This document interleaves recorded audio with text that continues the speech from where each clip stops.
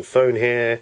We won't bore you with the details, but we should highlight that this is indeed a 4-inch LCD here. We've done the measurements ourselves, and it does look like it's using some sort of fancy technology, as in, like they say, it's a Bravia display engine to make the screen look so awesome.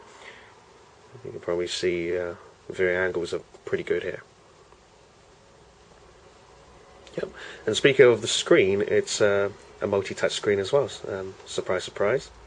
As you can see, this is the pretty good website here called Engadget. You should check it out. The zooming action is pretty good. So we'll just quickly show you around the various features around the phone.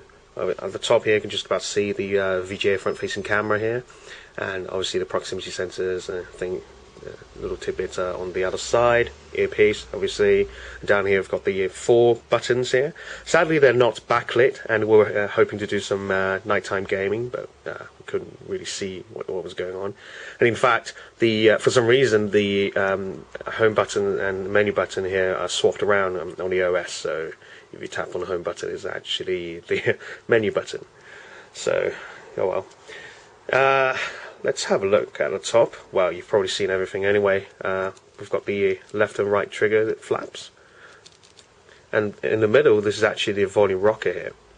On the other side, we've got the headphone jack and the micro USB port. And if we look at the top, there's just that one power button here with a very tiny LED indicator. Probably you don't see it now, or you can just about see it. At the back, there's a 5-megapixel camera and an LED flash to go with it. And actually, just above the flash is a secondary mic, and we're guessing it's to do with noise cancellation or just for audio capturing on for the camcorder. And there's not much at the bottom really, except for a little slit for peeling the battery cover open. And as you can see, it's not a fun experience trying to peel this cover off, because we actually have to run our fingernail along the sides.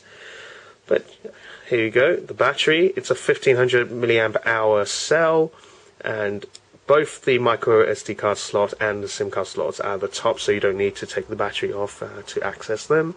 And it's got stereo speakers. You can actually see both these channeled down to the bottom of the handset. So let's just quickly run you guys through the software. You can already see this is the Timescape widget.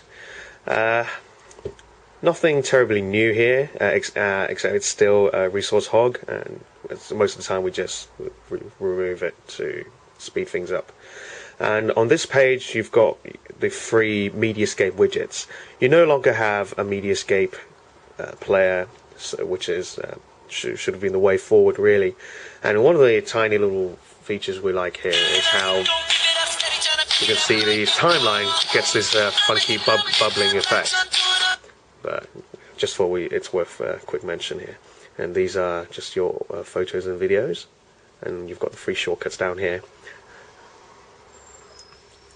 So you can see you get 5 home screens here, and if you do this pinch action on any of them, you get all these widgets gathered together onto one single page. If you tap on any of them, they'll take you to their corresponding home screen. So that's pretty useful, although as you can see it's not very smooth right now, and hopefully Sony Ericsson will sort this out before they launch it. Overview. Okay. This is what the main menu looks like. Just like it does Stage UI on the Venue, it's horizontal. And what's interesting is that you can also use this to do your own sorting. And if you tap on this little icon here, you can see these icons are all floating around, and you can just rearrange them as you wish, just like that. Our prototype didn't come with many apps except for its own, the notorious PlayStation Pocket app. As you can see, there are still no games here, and there doesn't seem to be a way of downloading things here. But you can customize the theme. If we can just quickly show you what it's like in yellow, because we all love yellow. There we go. So that's pretty neat. but we have a feeling that the app that's responsible for downloading games will be a separate thing. But until we see the final thing, we'll never know. As for the camera app here, it's still just a stock flavor, nothing exciting here, and in fact it still doesn't do 720p video recording. So chances are Sony Ericsson will actually be pushing out their own version of a camera app, as they always do. The phone's about page, so you can see it does say R800i as the model number, and it's running Android 2.3.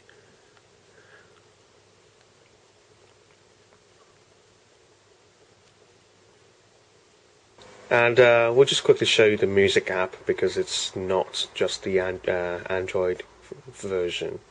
So again, we still got the infinity button here, and we saw the same thing on the Arc, so it looks like this won't be changing much.